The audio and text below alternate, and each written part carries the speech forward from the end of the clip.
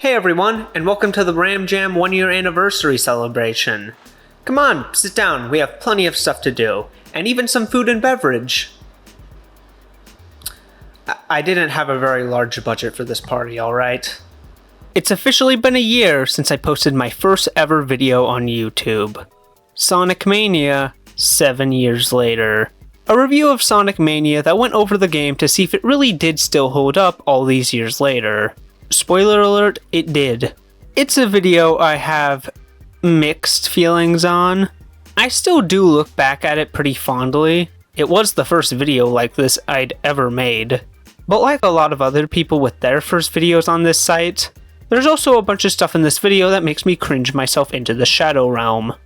I'd play some examples for you, but I don't think I'd be able to make it through this video's post-production if I did.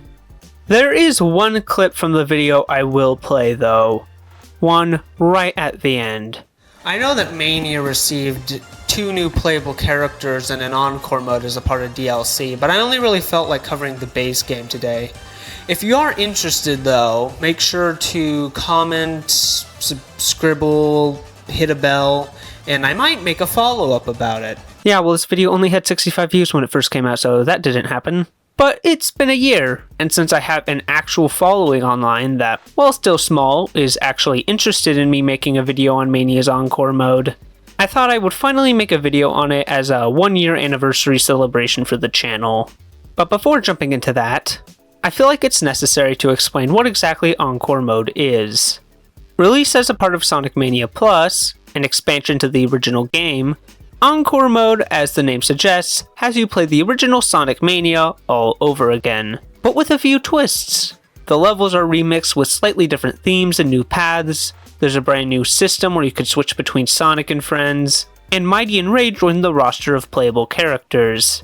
I was super excited to play Encore mode back when Mania Plus first came out, but upon playing it, I was very disappointed by it. The opening made it seem like Encore mode was going to be a completely new experience, not only with its teamwork mechanic, but also because the first zone was Angel Island, a zone that wasn't playable in the original Mania. However, upon finishing that zone, you get dumped back into the original Sonic Mania. And while it was still well designed, I didn't really feel like the changes made to the game with Encore mode justified its existence. But that was all the way back in 2018. You know, 7 years ago. And I have changed a lot in that time. So playing and finally beating Encore mode for this video will be the perfect way to determine if my opinion from back then still holds up. It probably doesn't. Encore mode picks up immediately after the events of Sonic Forces, with Classic Sonic returning to his home dimension with the Phantom Ruby. Damn, Classic Sonic just can't catch a break, can he? First he deals with a reality warping ruby created by his nemesis, then it sends him to another dimension where he's forced to fight in a massive war, and then he comes back home and is immediately thrown into a new adventure. Like I said in the intro, the first zone here is Angel Island, which is really cool since it wasn't playable in the base game, only being used for a cutscene at the beginning of the original campaign. Unlike the other zones in Mania, which have 2 massive acts capped off with a boss fight, Angel Island is far smaller in scope, having only 1 act that's a nearly 1-to-1 remake of the original stage. Although there are a few differences, mainly the entrances to the special rings from the original being removed. Sonic eventually finds Mighty and Ray, who are trapped inside of an animal capsule. He frees the 2, and the player is given a choice for which one will be their teammate for the rest of the zone. I decide to pick Mighty because he looks cooler, and it's revealed that Ray was nothing more than an illusion created by the Heavy Magician. He flees, and the player has to follow him through a very brief platforming section that also serves as a tutorial for the partner character you picked. In my case, being Mighty. Sonic and Mighty eventually catch up to the Magician, who uses the Phantom Ruby to revive the rest of the hard-boiled heavies. They then use the Ruby to warp them all back to Green Hill Zone, and with that, it's time to begin the game.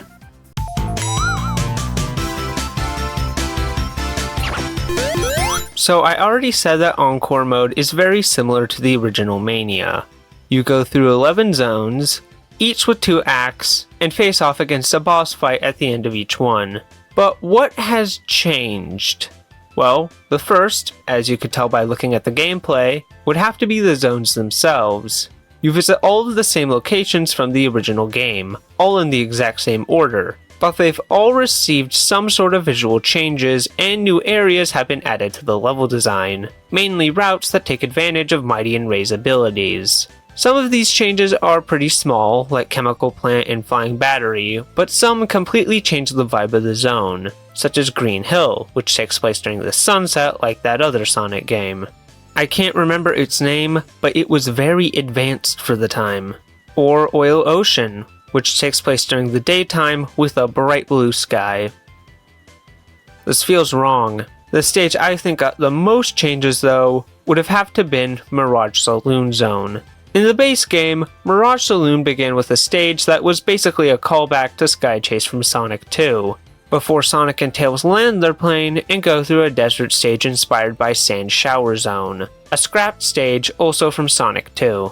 In Encore mode, not only has the time of day been changed to sunset and eventually nighttime the more you progress through it, but the first act from Sonic and Tails' campaign has been replaced with the more platforming-focused one from Knuckles' campaign, allowing all of the characters to run through it, which is great, because even if the version of Act 1 in Sonic and Tails' campaigns was a neat callback, this one is better in every single way.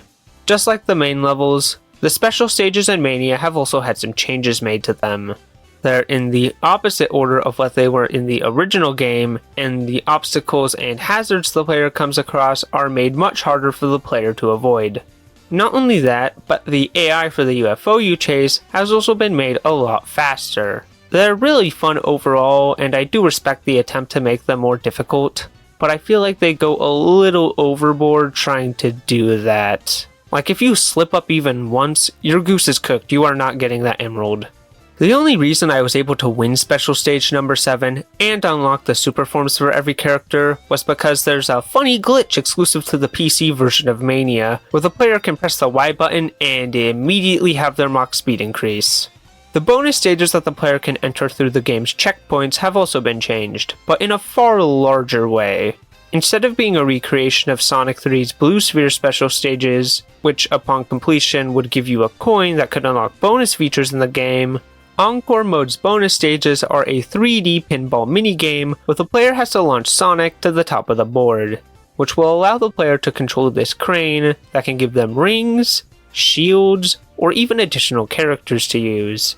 It's a welcome change to the gameplay. It's actually original and gives out items that are way more useful to the player than the bonus features Blue Sphere offered. Don't get me wrong, debug mode's cool and all, but if I'm using that, it's usually just to see how much I could break the game and not to help me finish it. However, the biggest addition to Encore mode, and its main gimmick, would have to be the brand new partner system. The best way to describe it would be that it's this weird fusion between the little character AI that would follow you in the classic games, as well as the team mechanic from Sonic Heroes, and Knuckles Chaotix. The player starts the game as Sonic, but through both the tutorial, as well as these one-ups with images of other characters, the player can get more to play as. Sonic, Tails, and Knuckles are the complete same as how they were in the original Mania, but Mighty and Ray have a bit more going on, being their first playable appearances in a Sonic game in over 20 years. Since he was nothing more than a Sonic clone in both Sega Sonic the Hedgehog and Knuckles Chaotix, Mighty's moveset has been completely reworked. Using his shell, he can outperform a ground pound that's also capable of destroying certain surfaces. Ray is also in the same boat, getting a glide inspired by the ones actual flying squirrels have. I think it's a little hard to learn Ray's glide at first, but overall, both him and Mighty are incredibly fun to play as and stand toe-to-toe with a trio we've had for 30 years at this point. Although there are 5 playable characters in Encore mode, the player can only equip 2 at a time, and has to use these 2 monitors in order to switch to another random selection of characters in your inventory. You can manually switch between the 2 characters you do have equipped though at any time, as long as the both of you are on the ground. Each character has only 1 life, and if you die as them, the player won't be able to play as that character until they find a 1-up monitor to revive them and add them back to their inventory. I think the partner system in Encore mode is really fun and makes Mania feel like a completely different game. Not every area in Mania was supposed to be visited by every character, so being able to switch between 2 different ones on the fly allows you to explore these levels in ways you probably wouldn't have in the original. Especially if you're one of those weirdos who only plays as Sonic in these games. Oh, I would hate to be that guy. The only real issue I have with Encore Mode is its ending. Just like the original campaign, it ends with a boss fight against Eggman in this, well, egg-shaped mech in Titanic Monarch Zone. I still stand by a lot of what I said in my original video on Mania, but for whatever reason, I was really hard on this boss in my initial review. It's a perfectly solid end to the game, even if I still don't like how you're forced to get caught by the mech's hands to progress. They really should have made that something that skilled players should be able to avoid, with the little mini-bosses against the heavies being your punishment for not being able to do that. The main issue I have with this boss, at least when it comes to Encore Mode, is that after beating it, there is no true final boss fight, even if you did collect all the Chaos Emeralds. Maybe they didn't want to program the boss to work with Encore Mode's partner mechanic. Maybe they didn't want Encore Mode to have the exact same twist ending as the original game, but instead of deciding to change it, they focused on making Angel Island playable instead. Whatever the reason was, I find it to be really disappointing that it wasn't a part of Encore Mode, especially since it was one of the original Mania's highlights for me. Anyway, Eggman's plans have been foiled yet again. The Phantom Ruby ends up opening a massive wormhole that starts devouring the entirety of Titanic Monarch. Eggman tries to escape, but Sonic and friends turn super, not only outrunning him, but also accidentally sending him inside of the wormhole. After that, the gang decides to celebrate by having a little party at Mirage Saloon, which the heavies decide to crash, wanting a little bit in on the fun themselves. And that's Encore Mode. Is it very similar to the original Sonic Mania? Definitely. Does that make it bad or not worth playing? Of course not.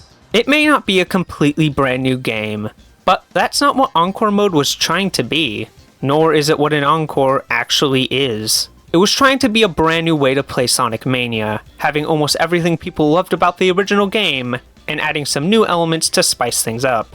And looking at Encore Mode through that lens, I think they succeeded on almost all fronts. The changes made with Encore Mode, while maybe not being super large or even gimmicky on paper, are in practice able to create an experience that feels completely different from the original game, and is why, now, I love Encore Mode. It's phenomenal. I'm honestly kinda disappointed that this didn't become a staple of future 2D Sonic games. I think Origins really would have benefited from adding an Encore Mode to each game, and I really think it would have made Sonic Superstar. Oh. And that's it for the RAMJAM 1-year anniversary celebration. Make sure to grab a goodie bag on your way out.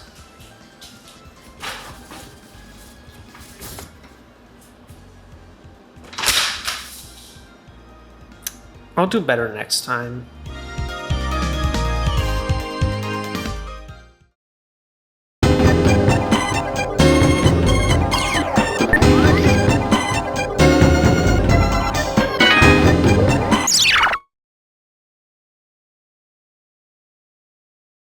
I've been making YouTube videos for a little over a year now, and something I bet you've been able to pick up on at this point is that I'm a pretty big Sonic fan. And one of the symptoms of that is that I play a lot of Sonic games. One of the Sonic games I've been playing a lot recently is Sonic Unleashed, mainly due to the release of Unleashed Recompiled a few months back. And it was while blasting through the daytime stages that I made a pretty big observation about not just Unleashed, but the Sonic franchise as a whole. You know, Sega's changed the Lightspeed Dash a lot over the years. This is something that's been on my mind 24/7 for nearly 3 months now. I need to get a job. For those of you who don't know what I'm talking about, the Lightspeed Dash was introduced in the original Sonic Adventure. It is a move that, when activated, allows Sonic to effortlessly glide across a trail of rings and sometimes other objects such as enemies. Like a lot of stuff introduced in Sonic Adventure, the Lightspeed Dash would go on to be a series staple, appearing as part of Sonic's moveset in almost every mainline 3D Sonic game. But despite how consistently it appears, it's also just as consistently changed with every game it's ever been in. Some minor, some massive. I took a look at every Sonic game with the Lightspeed Dash, and there are only 2 where it stays the exact same between entries, no changes made. And to my surprise, nobody really talks about that. Sure, it's a very small aspect of a game to get hung up on, but these are Sonic fans we're talking about. They lose their minds when his quills are 0.2 inches shorter than they were in the last game.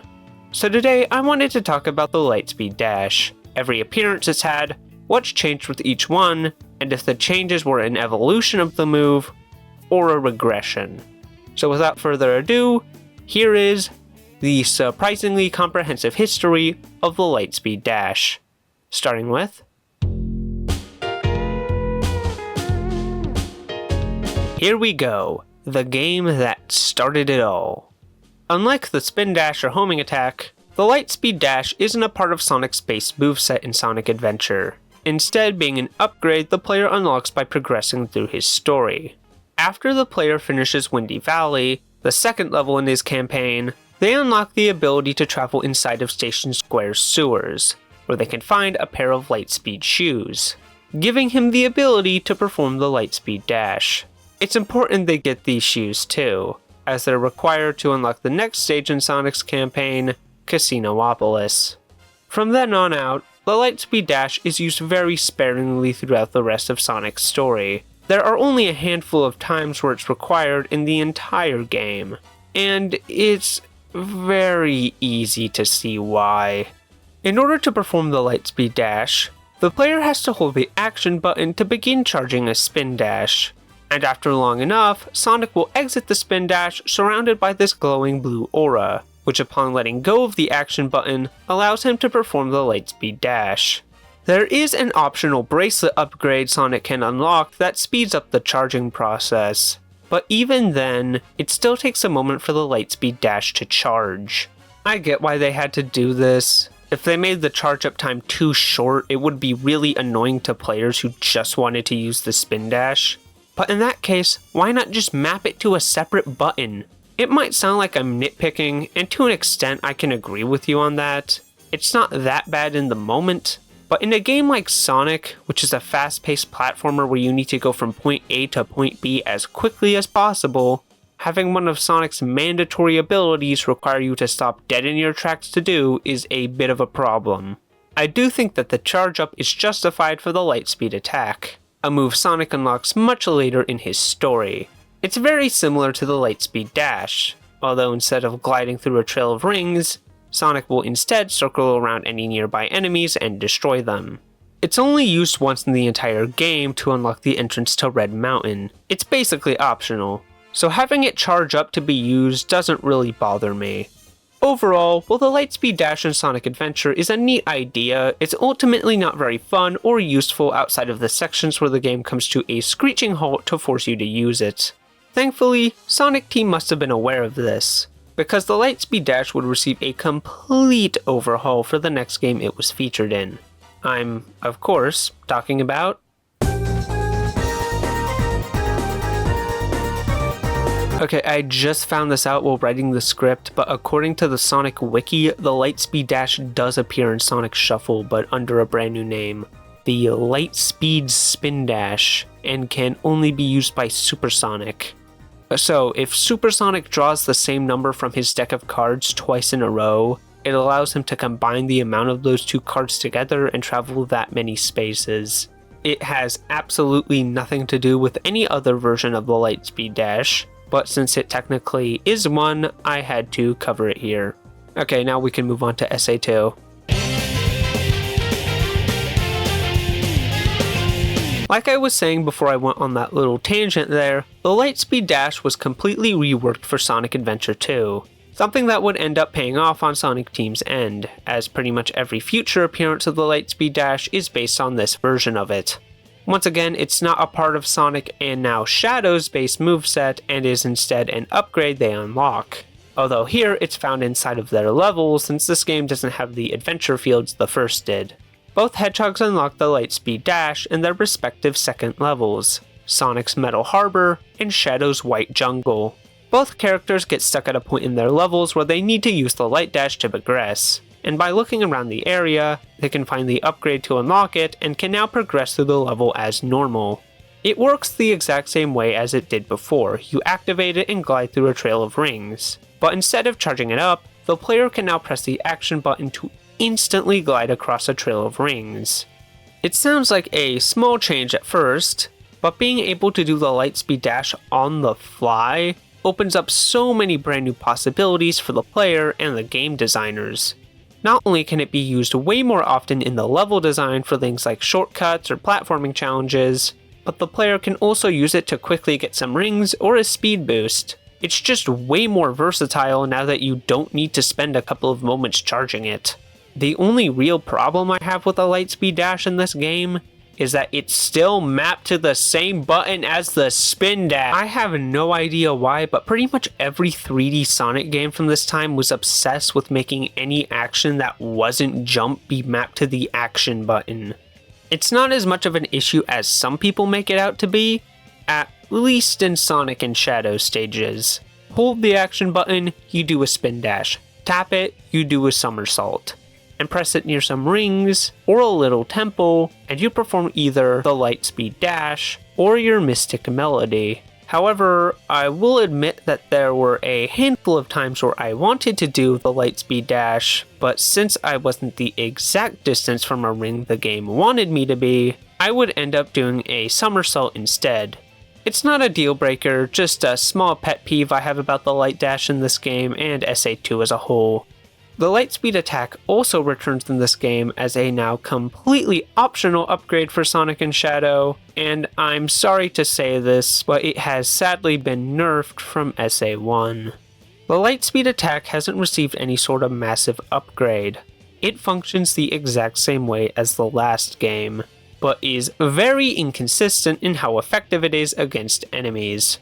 There are some times where it works flawlessly, no notes. But there are just as many, if not more times, where instead of attacking an enemy, it just circles around them, and you need to flick the analog stick in order to do anything to them. Still though, it isn't a total deal breaker. I got a lot of use out of the lightspeed attack, mainly when dealing with the game's more annoying enemies, such as the artificial chaos. Overall, while I do have some small nitpicks about the move in this game, the lightspeed dash in Sonic Adventure 2 is a massive step up from its predecessor, and I can only hope it gets better in the future.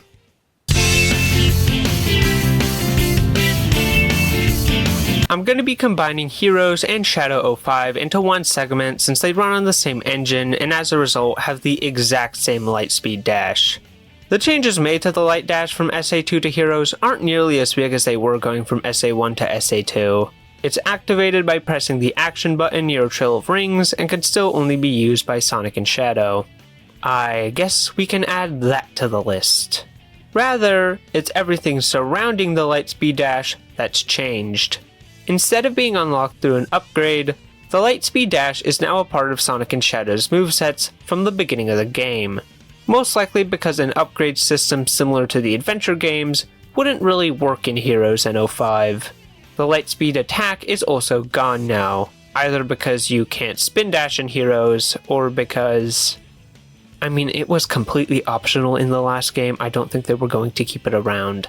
That's really all that's changed about the light dash in these two games. Nothing that massive. Although I will say that the one button problem from SA2 is almost non-existent. None of the speed characters in Heroes can do the spin dash or somersault from the last game, being replaced with a move called a Rocket Excel that takes a couple of seconds to charge up, making the lightspeed dash way more responsive, something that carries over to Shadow the Hedgehog because... who uses the spin dash in Shadow the Hedgehog? I'm genuinely curious. Overall, while very similar to its predecessor, the lightspeed dash in both Heroes and Shadow 05 is still very fun to use, and the small changes it does have only help make it better. Sonic Team seems to be going on a winning streak with the light dash. Let's see if it keeps getting better. What's the next game we need to take a look at? Oh.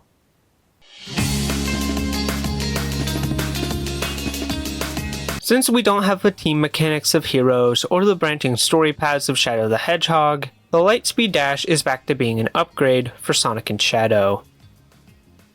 Not Silver though. I guess we can add that to the list.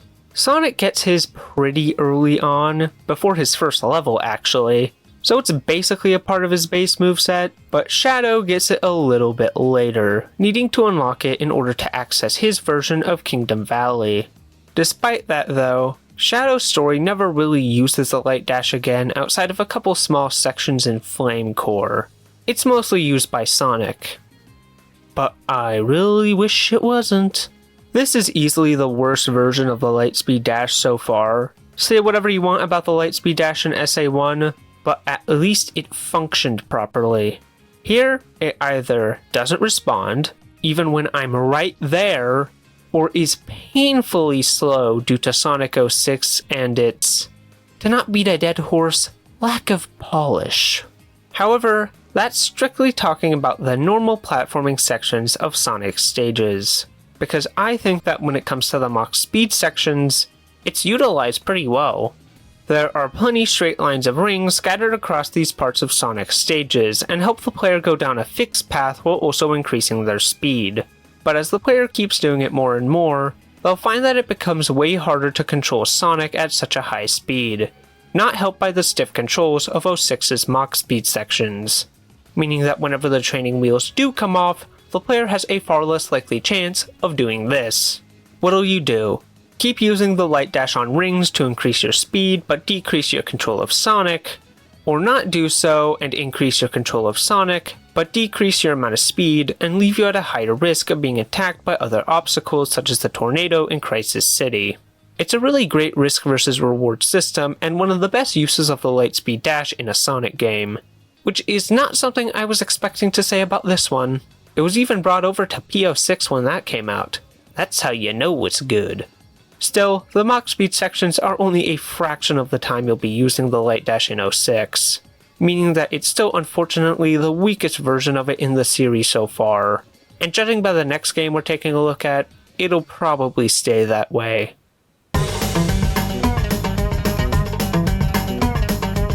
Here we go, the game that inspired me to make this video.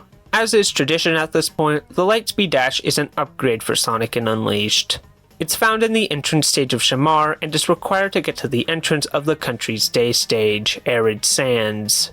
It functions almost the exact same way it has ever since SA2, the only difference being that it's finally been mapped to its own separate button, probably since having both the boost and Lightspeed Dash mapped to the same button would have been a massive pain. So, kudos to Sonic Team for finally doing that.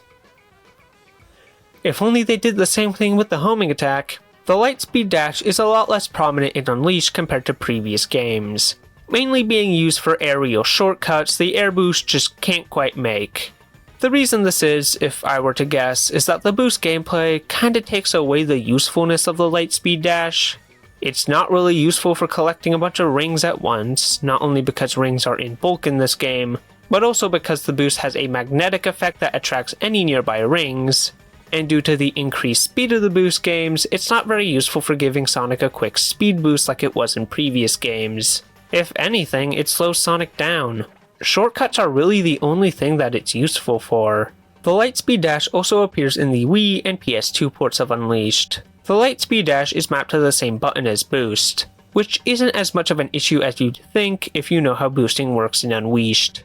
It's also unlocked from the beginning of the game, which is cool, but sadly, the light dash is even more irrelevant in Unleashed. I can't think of a single time it is used. Still though, both versions are very functional, and it being mapped to its own separate button makes this the best version of the Lightspeed Dash we've seen so far.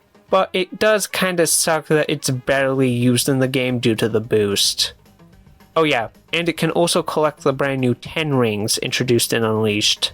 Thought I'd mention that before we move on.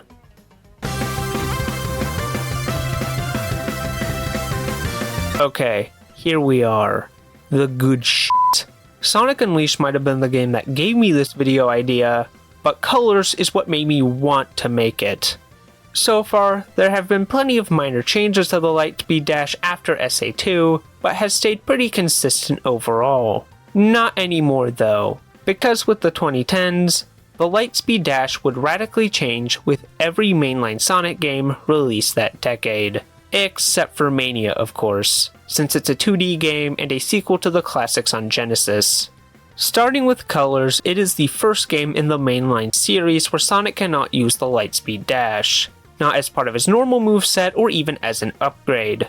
Instead, the ability can only be used by the game's Hover Wisp, which the player unlocks in the game's third zone, Starlight Carnival. When activated, the player can press the jump button to make hover, and if they press the boost button near a trail of rings, they can use the Lightspeed Dash to collect them.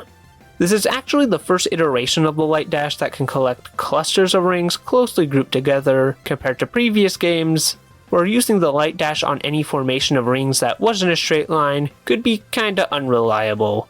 There are some times when pressing the boost button near a trail of rings won't do anything, but for the most part, the Lightspeed Dash in Sonic Colors is pretty solid.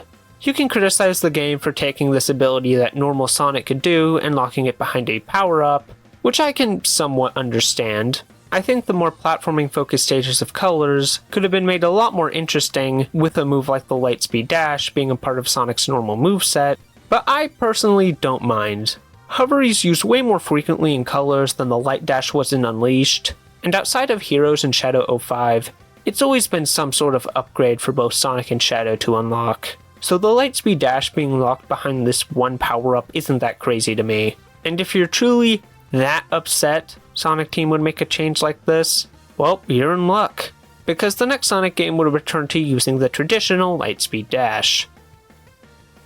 Kinda.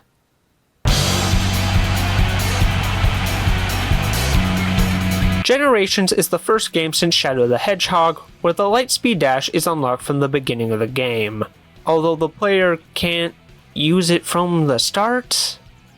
Okay, let me explain. The Lightspeed Dash in Generations works a lot like the one in Unleashed, although instead of being able to use it on any group of rings you can find, they can only be used on specific rings with this glowing aura around them. The Lightspeed Dash is predominantly used in Speed Highway for progression and shortcuts, which is pretty fitting since Speed Highway is from Sonic Adventure, the game that introduced the Lightspeed Dash to the franchise, although there are a few more times it appears in the game outside of the stage. The Lightspeed Dash was only really used for shortcuts in Unleashed, so I don't mind that you're only able to use it on certain rings, but I can definitely understand the argument against this change. Sure, the boost makes the Light Dash almost completely useless, but it's at least nice to have the option to do it whenever you want, especially since the Lightspeed Dash is only really mandatory in one level. And on the topic of Sonic games that only use the Lightspeed Dash in one level, yes, there are more than one. We have the next game we're looking at.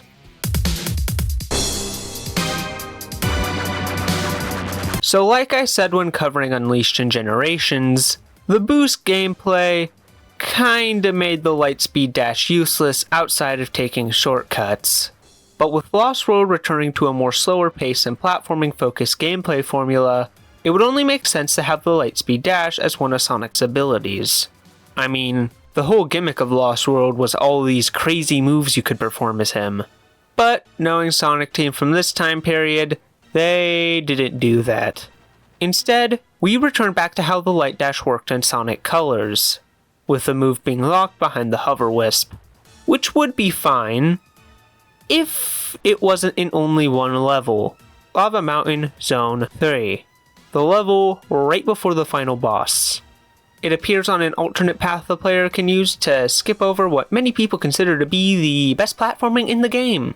I was originally going to say that it was at least kinda cool that Lost World finally allows you to play as Hover in 3D, since he was only used in Colors 2D sections, but then I remembered that you can play as Hover in 3D in Colors, so I can't even give it that.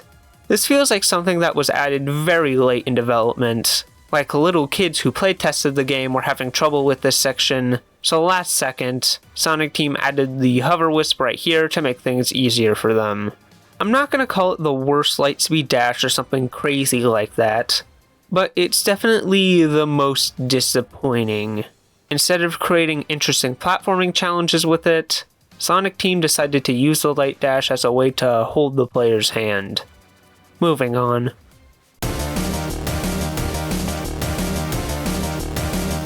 Forces is the first, and so far, only mainline 3D Sonic game, unless you count the Storybook series as mainline, which I personally do, where Sonic can't perform the Lightspeed Dash at all, not even by collecting the Hover Wisp, although Shadow does have a move very similar to it in Episode Shadow. You see, there will be certain parts in the level where a bunch of enemies are in the air forming a chain between one another, and if Shadow uses the homing attack on them, he'll glide across them in a similar manner to the Lightspeed Dash. I don't know if this has an official name or not, so welcome back Lightspeed Attack. Instead, the Lightspeed Dash can only be used by the player's avatar character, specifically when they're equipped with, you guessed it, the Lightning Wispin. The Lightning Wispin gives the player this electric whip that they can use to destroy a bunch of enemies at once, but by collecting a Lightning Wisp, the player is able to temporarily perform the Lightspeed Dash, and it is lame. After completing the avatar's first stage, the player can have almost any Wispin equipped, meaning that anytime the Light Dash appears, it is completely optional and only serves as a skip level button. Sure, you could perform skips and shortcuts with the Light Dash in previous Sonic games, but they usually required some level of skill and had actual consequences for failing. In Forces though, you just press and hold the Y button and fly over a massive chunk of the level. Which isn't very good, because Forces levels are pretty damn short as is. Once again, I wouldn't call it the worst Lightspeed Dash, that title still belongs to these two games. But at least 06's level design actually used it in interesting ways, and SA1's gave Sonic these pretty cool shoes.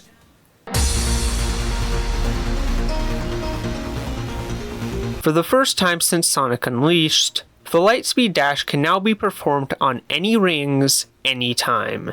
It's even unlocked from the start of the game, which is nice and not something I was expecting when I played Frontiers for the first time. Not only because it's been an upgrade or power-up for most of its life, but also since this game literally has a skill tree you can use to unlock moves.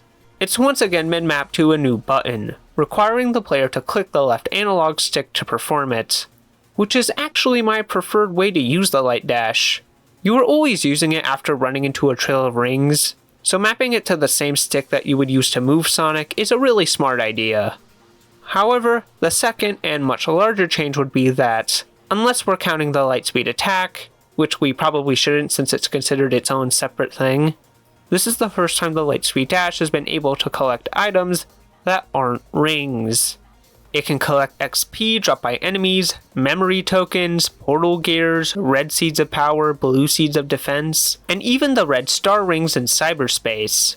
And due to Sonic being a lot slower in Frontiers compared to the Boost games, he's basically just Adventure Sonic with a run button, the Lightspeed Dash gets to be used a lot more often.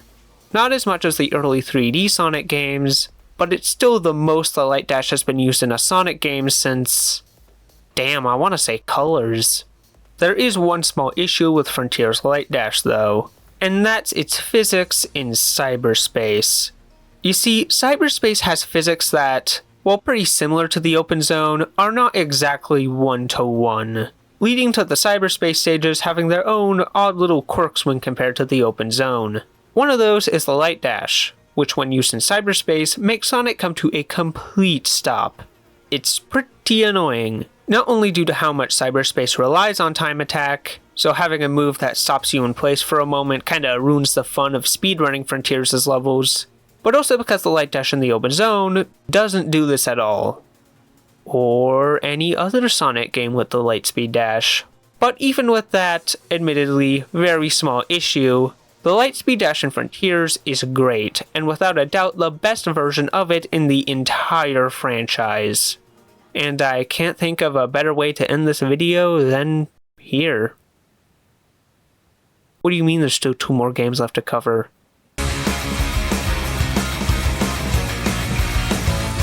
Since Dream Team was made with mobile devices in mind, there were a few things about the 3D Sonic gameplay that had to be simplified. One of those being the Lightspeed Dash. It works pretty similarly to how it did in Generations. You can only use it on certain groups of rings. There isn't very much to talk about here. The only thing of note about Dream Team's Light Dash is that since she is the only other speed character in the game, at least at launch, I haven't played the Shadow update, Amy can use a lightspeed dash for the first time in the series. I guess we can add that to the list.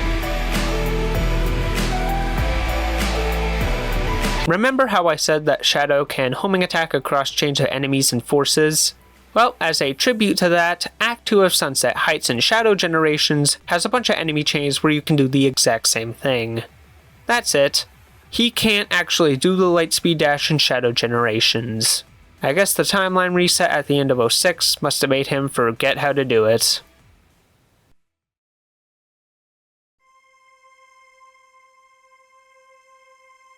And there we have it, the complete history of the lightspeed dash. I wasn't joking earlier, it has changed with almost every game it's ever been in. And I feel like the constant changes made to the lightspeed dash make it the perfect analogy for the Sonic franchise as a whole. It's always changing. Sometimes those changes are big and can be noticed right away, and sometimes they're more subtle and only really noticeable when taking a step back. Sometimes these massive changes pay off and are well liked by fans, and sometimes they aren't and people absolutely hate them. I guess this has been one long and kind of pretentious way of saying, holy shit, I need to get a job.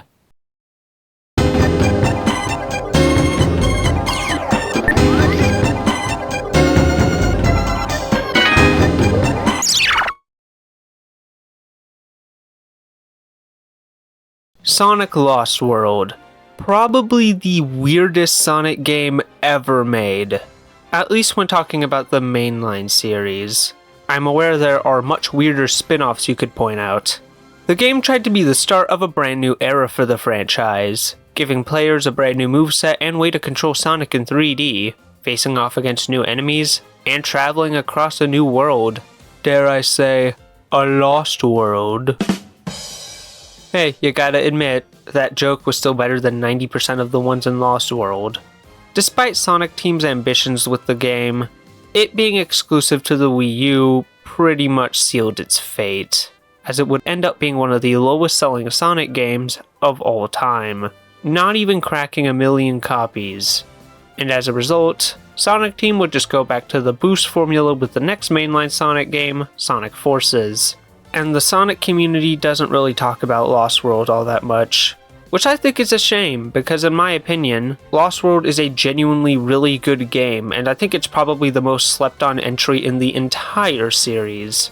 I was originally going to do a retrospective on Lost World and my thoughts on it, and don't get me wrong, I definitely still want to make that video someday, but it was while capturing footage of the game that a far more interesting video topic popped up in my head. What is the definitive version of Sonic Lost World? You see, while it was mainly marketed as a Wii U game back in its day, there are actually 3 separate versions of Lost World.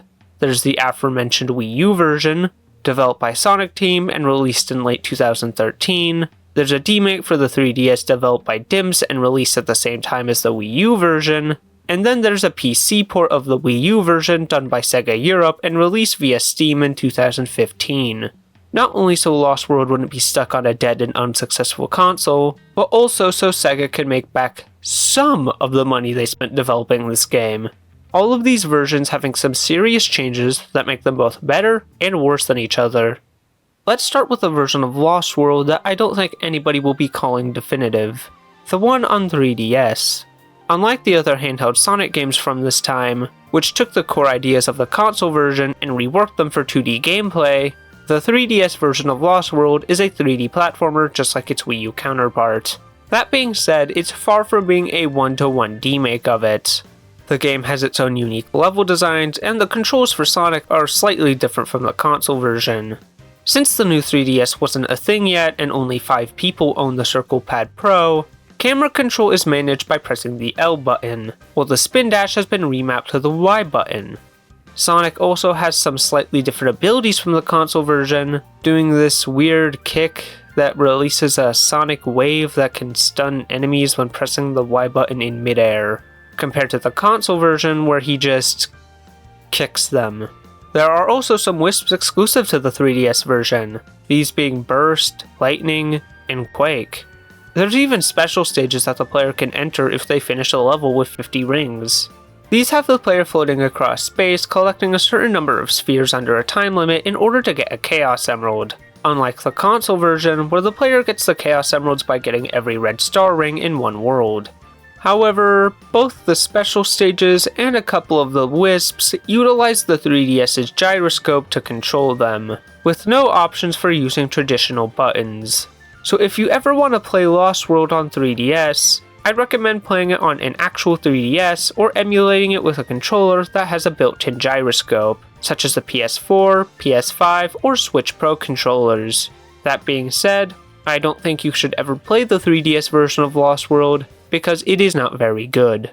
It starts off pretty decent with the first world, Windy Hill. It's fun and does a good job introducing you to the game's brand new parkour mechanics, which is something a lot of people will say the 3DS version does better than the one on Wii U. But then Desert Ruins begins, and it's all downhill from there. Zone 1 isn't that bad, it's a little longer than the other stages in the game, but it's solid. Then Zone 2 begins. It's a 2D stage where the main gimmick is manipulating these balls to solve puzzles that help the player progress. It's not very fun and goes on way too long. Then we get to Zone 3, and that's when we reach the point of no return. The main gimmick of this level is that it's a maze where you have to complete a bunch of fetch quests in order to finish the stage. Defeat this many enemies to open this case with a switch inside. Activate this many switches to open this portal. Roll this many balls into this many holes in order to use this spring. You get the idea. And from this point forward, a bunch of the game's levels have this same design philosophy. And outside of this one in Tropical Coast, I didn't really enjoy any of them. Even the stages that don't do this are pretty weak compared to the ones earlier on in the game. The level designs were either boring or confusing, and they went on for way too long. Some of these can go on for up to or even longer than 10 minutes. And sadly, Lost World on 3DS is never able to get out of that slump, with the exception of a few gems here and there, such as Silent Forest Zone 3, Sky Road Zone 3, or the final boss, which I thought was significantly better than the console version since it wasn't just a copy-paste of the final boss from Sonic Colors. I don't think Lost World on 3DS is as bad as some people make it out to be. You can get some enjoyment out of it, especially at the beginning, and I think it is commendable for being the first 3D Sonic game on a handheld. But for the most part, it's an extremely boring and very sad end to Dimps' legacy with the Sonic franchise. Since, due to consoles such as the Switch and Steam Deck, even if a little compromised, being able to produce console-quality games on the go, there wasn't really a need for Sega to hire a B team to make handheld Sonic games anymore. They could just get Sonic Team to downgrade the hell out of the main game for Switch. So that only leaves us with two versions to choose from now, the one on PC and the one on Wii U. You might be thinking that the PC version is the way to play Lost World. It runs at the highest resolution and frame rate, gets rid of any motion control or gamepad gimmicks from the Wii U version, making it easier to preserve, and has mod support. However, while all these things are neat, I think Lost World on PC is not the definitive version. It's not a bad port. This is far from a SA1 to SADX situation, but in terms of content, there is a lot of stuff from Lost World that was gutted from the PC port, which I'll get to in a moment. Not only that, but the mods made for the PC version of Lost World aren't really enough for me to prefer it over the Wii U version. That's not an insult to any Lost World modders watching. There are plenty of fantastic mods for the game. There's mods to fix the weirder aspects of the game's controls and design, ones that tweak the lighting engine to be more in line with its Wii U counterpart, ones that restore DLC from the Wii U version. There are some level mods such as Beta Windy Valley, and there's even mods that let you play as Jimmy Neutron, who as we all know is the third best Sonic character behind Alex Minecraft and SpongeBob SquarePants. But the modding community for Lost World is very small, and a lot of the mods for this version of the game are simple model swaps or edits that don't really shake up the gameplay. A far cry from the modding communities of other 3D Sonic games such as Adventure 1 and 2, Generations, Frontiers. Hell, Forces has a larger and more dedicated modding community, and most of the fanbase hates that game. So I guess all that leaves us with is the Wii U version. So, What from this version was cut that makes me consider it the definitive way to play this game? Well, there are 3 things. The first being the game's DLC. You see, Lost World was made as a part of this deal between Sega and Nintendo where the next 3 Sonic games would be exclusive to the latter's consoles, meaning that Nintendo would get some exclusive games, which is something they really needed during this time, and Sega would be able to use some of Nintendo's IPs. This came in the form of 2 DLC levels for Lost World, one based on the Zelda series, and another based on the Yoshi series, more specifically, Yoshi's Woolly World. Upon downloading the stages on the eShop, the player would immediately have access to them, but at the cost that after completing those stages, you wouldn't be able to play them again until you scored another 100,000 points. Which I think is fair, because outside of just how cool it was to see Sonic interact with these franchises outside of Smash Bros, or the glorified minigame collections that are the Mario and Sonic games, these were mainly used by players to grind for animals or extra lives. Since Nintendo would rather sacrifice a newborn than put one of their IPs on another company's hardware, the DLC levels were cut from the PC version, although fans have gotten them to work in it via mods. You might be wondering why I'm mentioning this as an exclusive Wii U feature if it was made playable in the PC port, but keep in mind, it was the fans that modded these stages into the PC version. If you're booting up normal Sonic Lost World on Steam, you won't be able to play any of this. Which, let's be honest, most people who have this game on Steam probably are. Not only because it's ridiculously easy to do, but because nobody outside of a very small portion of the Sonic community even care about this game. Now I know there's probably going to be somebody typing some snarky comments saying something along the lines of, actually the Wii U and 3DS eShop were shut down a few years ago, so you can't even download and play these stages anymore unless you mod the PC version.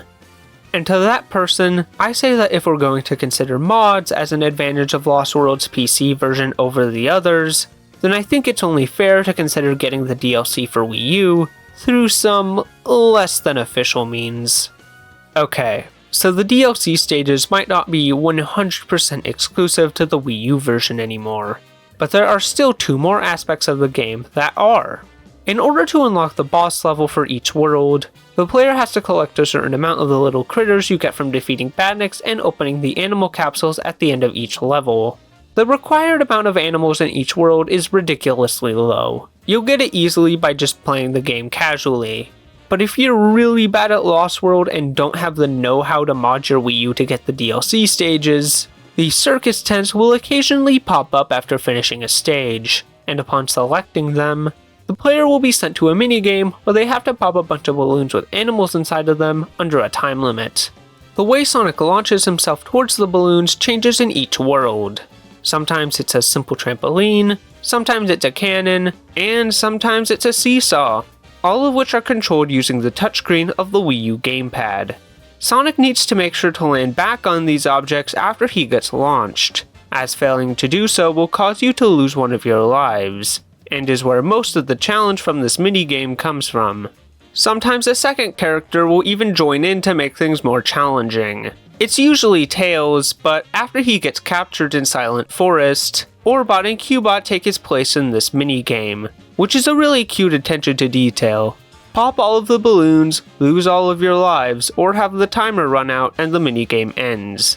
It's nothing too crazy, and since the animal requirements in this game are so low, there's basically no need to play this, but it's pretty solid and a fun distraction from the main game whenever you want a quick break from it. However, the second and much larger aspect of Lost World that's completely absent on PC would have to be its multiplayer. There are 2 types of multiplayer in Sonic Lost World: co-op, and the 2-player versus mode pretty much every Sonic game with multiplayer has. The co-op mode can be selected before beginning a level, and isn't very good. This game is no New Super Mario Bros. Or Mario 3D World with its co-op. It's more of a Super Mario Galaxy. Player 2 controls an RC character that follows Sonic around and does some very small things to help player 1 out. I'd rather have it in the game than not, I guess, but this is only really here to give a very young cousin or sibling something to do while you try to complete story mode. The Versus mode is significantly better. You play as the Sonic robots from Eggman's Sonic Simulator in colors, just with slightly modified designs. Player 1 uses the gamepad, and Player 2 can use pretty much any controller that isn't a Wii remote on its side. Player 1 even gets their own screen to themselves on the gamepad. That's neat. There are 3 things you can do in Versus mode. Speed races, where you have to beat the other player to the end of the stage, just like the Versus modes of previous Sonic games. Expert races, which is the exact same concept as the speed races, just with far more challenging levels. And then there's Ring Race, where player 1 and 2 have to collect as many rings as possible while under a time limit. And the one who has more rings at the end is crowned the victor. It's not the greatest multiplayer to come out of a mainline Sonic game. That award still goes to Sonic Adventure 2 and Sonic Colors, I guess? I don't know, most of the multiplayer modes in these games boil down to racing player 2 to the end of the stage. But I got a pretty surprising amount of fun from it. If you own Lost World on Wii U, I would recommend trying this out with someone you know at least once. Of course, the Wii U version has some downsides. Due to it being on a 13-year-old console, the resolution, while still alright, isn't nearly as good as playing on PC. And like I alluded to earlier, there are plenty of forced gamepad gimmicks. Some of these are actually good and useful features, such as off-TV play or the multiplayer I mentioned earlier, but a lot of it is just forced motion controls for the Wisps. Thankfully, Sonic Team did release a patch for Lost World that allowed you to use the gamepad's buttons for the Wisps. Except for rhythm for whatever reason, which really sucks because it's probably the worst case of this in the whole game. Whenever you activate rhythm, you have to look down at the gamepad, take the stylus out, and repeatedly tap the button to make a move when I know for a fact they could have just made it a simple button press. But at the end of the day, those are pretty small issues. And just looking at it in terms of the content offered to the player, I think that the best way to play Lost World is still the original on Wii U. That being said though, if somebody I knew really wanted to get Lost World and was curious where they should play it, I'd probably tell them to go with the PC port. It's way more accessible than tracking down a copy for a 13-year-old game console, only requiring you to have a Steam account and a computer with decent specs. Seriously, I was able to get this running on my laptop without any performance issues. But even if I think the extra content added to the Wii U version is nice, it's still not anything that major. I would rather have it in the PC version than not, so it could be the definitive version, but it's very understandable to see why they were removed. So there you have it. The Wii U version of Sonic Lost World is the best, but I'd still recommend the PC port because it's more accessible. If you're still around, I'd like to hear about your thoughts or experiences with Lost World in the comments. What do you think the definitive version of it is? I'm a pretty small creator, so any comments under my videos are appreciated. That's it for the video. Like and subscribe, and have a good one.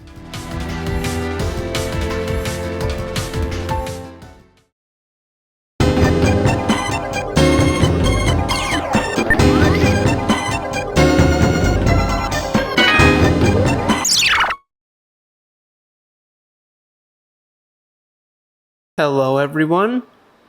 I know I don't normally look like this. You're probably wondering what happened. And I'll tell you.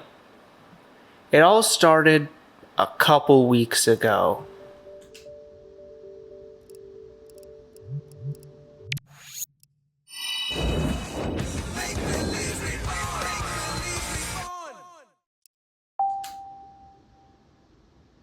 This game looks fun. As you could tell, I was a clueless idiot back then. Sonic and the Secret Rings is a game released exclusively for the Wii in 2007 and the first installment in the Sonic Storybook series. The main gimmick of both Secret Rings and the Storybook series as a whole, outside of using the system's motion controls, was its unique setting. Unlike your standard Sonic game, The storybook series had the Blue Blooder travel across locations from popular fairy tales and storybooks, with those settings also contributing to the main gameplay gimmick of that entry. Secret Rings takes place in the world of the Arabian Nights, so its main gimmick revolves around Sonic using genie rings to perform all sorts of brand new abilities. And its sequel, Sonic and the Black Knight, has Sonic in the world of King Arthur and the Knights of the Round Table, so its shtick is using the Wii Remote to swing a sword around. Both games aren't talked about a whole lot outside of the Sonic community, but they're very important to the franchise's history, being the first two entries that series veteran Morio Kishimoto worked on. He was the lead game designer on both of the storybook games, and would later go on to direct nearly every modern Sonic game released from 2010 onwards. And just like every Sonic game he's directed, the storybook series is incredibly divisive. Secret Rings received pretty mixed reviews back when it first came out, although they definitely leaned on the more positive side, with many considering it to be a return to form for Sonic following 06, which had come out just a year ago, while Black Knight also received mixed reviews, although these skewed more negative, with many considering it to be nothing more than low-effort shovelware. However, like a lot of Sonic content released during the 2000s, the community has given these games a second chance and are viewed a lot more fondly. They're still extremely divisive though. I finished Black Knight a little while back and really enjoyed it, but I've never really gotten to experience much of Secret Rings, and in my never-ending quest to complete every single Sonic game that can kinda be considered mainline, I decided to make a video on Secret Rings to finish it and see if it's as good as the game that followed it. My insurance provider also told me to provide evidence of my accident so I don't get arrested for fraud. Secret Rings begins with Sonic taking a nap surrounded by some old books before a genie of the ring named Shara awakens him. She tells Sonic that she comes from the world of the Arabian Nights, and that it's currently under attack from Eraser Jin, an evil genie who plans to erase the stories contained in the Book of the Arabian Nights so that he can enter the real world and conquer it. With Sonic being Sonic, he agrees to help Shara put a stop to Eraser's plans. She gives Sonic a ring making him her master, and the two travel to Secret Ring's first level, the Lost Prologue. Probably the worst opening level to any Sonic game ever made. Instead of being a normal stage that naturally introduces you to the game's mechanics, Lost Prologue has you travel through 8 basic stages where the game stops you dead in your tracks to explain even the simplest of mechanics. I'm not joking, there's an entire stage dedicated to turning left and right. I can kinda understand why they wanted the tutorial to hold your hand so much due to the Wii's motion controls, but this is overkill and really unnecessary. The motion controls aren't that hard to learn, and the things Lost Prologue teaches you don't need entire stages dedicated to them. Unlike other 3D Sonic games, Secret Rings is an auto-runner where the player turns the Wii Remote left and right to control Sonic's steering. You can press the one button to brake and even tilt the Wii Remote towards you to make him walk backwards, but most of Secret Rings gameplay has Sonic running forward at top speed. Sonic can jump by pressing the 2 button and perform the air dash or homing attack by shaking the Wii Remote in midair. Oh yeah, and you can switch between rails like in every other Sonic game by tilting the Wii Remote in your desired direction. But it never actually works and is basically useless, so don't use it unless you absolutely have to. This is all pretty basic stuff, a lot of which has been in Sonic's moveset since the first Sonic Adventure. The only difference is that some of them require you to move the Wii Remote in ways that are very easy to understand. I don't see why this part of the game is nearly 10 minutes long, when other Sonic games have been able to teach everything this game does in less than half the time. After completing Lost Prologue, Sonic and Shara catch up to Eraser, who reveals that in order to fully come into the real world, he'll have to have the 7 World Rings. They're basically the Chaos Emeralds of this world. Shara calls the World Rings a myth, which causes Eraser to angrily launch a burning arrow at her that Sonic takes instead. Eraser tells Sonic that once the flame in the arrow goes out, he'll die. The only way for him to survive is to give Eraser the World Rings so that he'll remove the arrow from Sonic, and with no other choice, he and Shara set out to find them while also trying to figure out some way to defeat Eraser. Now that we know the basics of Sonic's controls and the setup for the game's story, we can now go into the gameplay loop of Secret Rings. After completing Lost Prologue, the player has to go through 7 zones. which, unlike the zones in previous Sonic games where they had multiple acts to complete, each zone in Secret Rings has only one act to complete, with the rest being...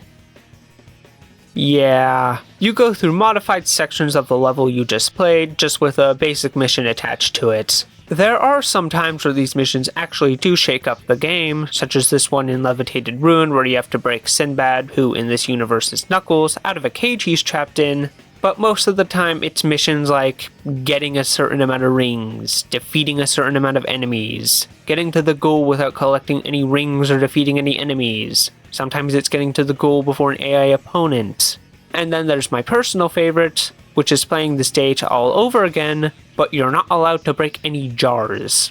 Gee, if I had a nickel for every time there was a Sonic game on the Wii that made you replay levels without hitting any jars, I'd have 2 nickels, which isn't a lot, but it's weird that it happened twice. These missions can be fun, don't get me wrong, but they're definitely the type of content that you can tell was added just to pad out runtime, which isn't a very good thing when it makes up a pretty big chunk of the runtime. After completing enough of these missions, the player will unlock a boss that they need to fight in order to get one of the world rings, or a cutscene where they just give it to you. That's neat. You might think that's kinda lazy on the devs' part, but I think it's a blessing in disguise, because the boss fights in Secret Rings are terrible. Not because of the actual attack patterns of the bosses, they're all pretty solid on paper, it's because of the game's awful controls. I already mentioned how rail switching almost never works properly, but that goes for pretty much all of Sonic's moves. Outside of braking, jumping, and your soul gauge moves, all of Sonic's abilities require you to tilt or shake the Wii Remote with no alternatives available. You can't edit the controls in the game's settings, there's no support for alternate controllers such as the GameCube controller, Classic controller, or even the Wii Remote in Nunchuck. When I first played the tutorial, I didn't think the motion controls were that bad. They had some small hiccups, but for the most part they were pretty responsive, something that carried over to Sand Oasis, the first proper zone in the game. However, when I got to the next zone, Dinosaur Jungle, they started introducing more complex platforming. Well, complex for this game. This would be basic shit in any other 3D Sonic game. And that's when the motion controls started getting on my nerves. The steering was too slow. In fact, Sonic's movement in general feels very slow. Walking backwards requires you to tilt the Wii Remote at an absolutely perfect angle or it just doesn't work. And the less said about the homing attack, the better. As you progress through Secret Rings, the player unlocks multiple skills that they can equip before entering a stage, such as Time Break, which uses energy from Sonic's soul gauge to temporarily slow down time, making it easier for the player to process faster parts of the game. Or Speed Break, which is the exact opposite of Time Break, speeding everything up. However, a lot of these moves are just things that make the controls better, and I can't see why you don't have them from the start. This isn't a level up system like Unleashed or Frontiers, where Sonic starts the game with low but pretty alright stats that can be upgraded to make later parts of the game more tolerable. No, Secret Rings has you start with terrible and unreliable controls, and then you unlock an option to have slightly less bad but still pretty unreliable controls. I literally quit certain missions specifically because the motion controls made them almost impossible to complete. Even though you're required to play missions to unlock major story events and finish the game, most of the time it doesn't matter what specific missions you complete and in what order. So if the motion controls ever screwed me over and there were other, easier missions I could complete in that same zone, I'd quit and just move on to those missions. However, the motion controls are at their absolute worst during the game's boss fights, which is really unfortunate because unlike the missions, you can't skip any of them. The attack patterns for each boss aren't the problem. They're all fine. It's the motion controls that make these a slog to get through. Take the boss in Pirate Storm for example, Captain Beamoth. It has you dodge its attacks while running closer to it. And when you're within range, Sonic jumps onto one of its horns, and you shake the Wii Remote in order to break the horn off of the captain. Repeat the process a few more times, and you're golden. It should be a very simple fight, but for whatever reason, the game requires you to shake the Wii Remote as fast as Sonic himself, or else your opening will close and Beamoth will attack you. Or this boss fight against Eraser Jin himself. Not only does Sonic's slow steering make it hard to avoid Eraser's attacks unless you have them memorized, which considering how long you'll spend on these boss fights, But in order to attack Eraser, you need to use Time Break on him as he charges towards you so you have an opening to homing attack him. However, the timing here is very tight, and shaking the Wii Remote, while relatively quick to do, is just that little bit more time consuming than pressing a button, meaning it's very easy to time your homing attack incorrectly and get hit by Eraser. Oh, and if you die when fighting any boss in this game, I hope you have the patience of a saint, because you'll be forced to start the boss all the way from the beginning. And there are so many more examples of the game's motion control screwing me over that I can show, both from the boss fights and the normal stages. But I think you get the point by now. They're bad. Like, I knew the reason Secret Rings was so divisive was because of its motion controls, but I didn't expect them to be this bad. I thought it was a problem with my Wii Remote. When I started playing Secret Rings for this video, I used one of the later models of the Wii Remote that came bundled with Wii Motion Plus, an add-on that allowed for better, more precise motion controls. So I switched to an original Wii Remote, thinking that Secret Rings might have worked better with the limitations of the original Wii Remote. And surprise surprise, it didn't. The devs just didn't do a very good job programming them in. As for the story during this part of the game, it's nothing too crazy. Sonic and Chara go from zone to zone, collecting all of the world rings with the assistance of characters from the stories of the Arabian Nights. And with the exception of King Solomon, all of them appear as Sonic characters, something that would be carried over for its sequel. I already mentioned how Knuckles was Sinbad earlier, but there's also Tails as Ali Baba, and Dr. Eggman as King Shahryar. It's also during this time that Sonic and Chara get to have a bunch of character interactions between each other. The two become fast friends, and Chara even tells Sonic about Eraser's past. Apparently, Eraser is the exact same genie as the one in the story of Aladdin, and after he fulfilled his sentence of granting 1,000 wishes, he had gained an intense hatred of humanity, leading to him becoming the character we see in-game. Despite his sentence being long over, Chara still has Eraser's old lamp, which she gives to the Blue Blur as a last resort. Eventually, Sonic and Chara meet Eraser again and fight him in that boss I mentioned earlier, after which Eraser flees into a locked door that can only be opened with the 7 world rings. Since I had gotten all of them at that point, I'm able to enter. After 5 or so minutes of fake credits, Eraser tries to get Chara to give him the rings, revealing that the two were once lovers. Sonic tells Chara to do what she thinks is right, and she becomes so conflicted that she ends up fainting. Eraser then tries to kill Sonic, as a sacrifice of someone from the real world is required for his plan to work, but Chara decides to do what she thinks is right and takes a fatal blow for Sonic, her dying in his arms. Eraser absorbs the power of all 7 world rings, becoming... however you pronounce that, although he can't enter the real world yet due to Sonic still being alive. And Sonic absorbs the world rings of sadness, rage, and hatred to become Dark Spine Sonic, which is basically this game's Super Sonic if Super Sonic had a cooler design and sounded like the Werehog. If this is your world, then it's a world that I don't want any part of. And with that, it's time for the final boss against this guy. And while I was pretty harsh on Secret Ring's previous boss fights, I will admit, this one's worse than all of them. Just like the other boss fights in Secret Rings, this guy is very simple. The player has to shake the Wii Remote to build up Sonic's soul gauge as quickly as possible while avoiding this guy's attacks. Eventually, he'll throw a massive ball of energy at Sonic, and that's when the player has to use the soul gauge and shake the Wii Remote to chuck it back at him, giving the player an opening they can use to attack What's-His-Name. The problem with the boss fight, once again, is the controls. Not only do you need to shake the Wii Remote crazy fast in order to build it up quickly enough, but you also need to tilt the Wii Remote left and right to steer Sonic just like the rest of the game, meaning that pulling off both of these is made much harder than it needs to be. Tilting the Wii Remote to steer Dark Spine Sonic is also just not as accurate as using an analog stick, making it pretty easy to get hit, which is very annoying. Because unlike Super Sonic, Dark Spine Sonic actually loses rings when getting hit, and once again, if you die, you have to start all the way from the beginning. Thankfully, the devs must have known how irritating this boss was, since it only takes a couple of blows to defeat Alflelawelle. But that still doesn't stop it from being a frustrating and extremely disappointing end to the game. Seriously, these motion controls were so bad that it made me start sweating. They were so bad that And now we're here.